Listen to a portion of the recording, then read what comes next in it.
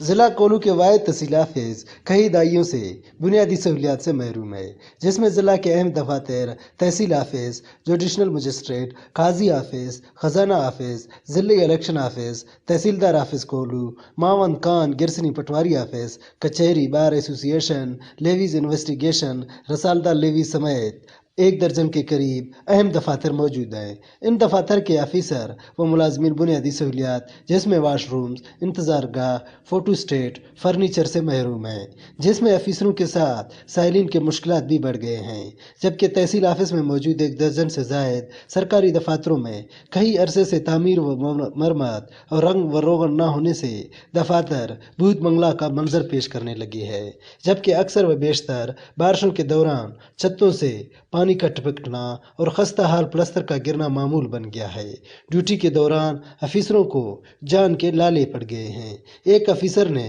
نام نہ ظاہر کرنے کی شرط پر بتایا کہ گزشتہ کئی سالوں سے اپنے دفتر کے ریونیویشن کے لیے درخواستیں دے چکا ہوں، مگر تاحال کچھ نہیں ہوا۔ چھتوں میں بارش کے پانی آنے سے اہم سرکاری ریکارڈ بوسیدہ ہو کر خراب ہو رہے ہیں، جبکہ کئی دفاتر میں ریکارڈ محفوظ رکھنے کی جگہ تک ختم ہو چکا ہے، جس کے باعث خدشہ ہے کہ پرانے ریکارڈ ضائع ہو جائیں گے۔ تحصیل آفس میں کار پارکنگ نہ ہونے سے گاڑیوں کے تحصیل آفس کے اندر پارک کرنے سے کام کرنے والے سرکاری ملازمین اور آئے ہوئے سائلین کی مشکلات میں مزید اضافہ ہوتا ہے، جبکہ ٹف ٹائل نہ ہونے سے بارش ہوتے ہی تحصیل آفس میں بارش کا پانی جمع ہونا اور کیچڑ بننا معمول بن گیا ہے۔ افیسروں و ملازمینوں اور عوامی حلقوں نے مطالبہ کیا ہے کہ تحصیل آفس میں بنیادی سہولیات فوری فراہم کیے جائیں تاکہ ملازمین اور سائلین کے مشکلات کا خاتمہ ہو سکے۔ کیمرہ ٹیم کے ہمراہ احمد مری، وش نیوز، کولو۔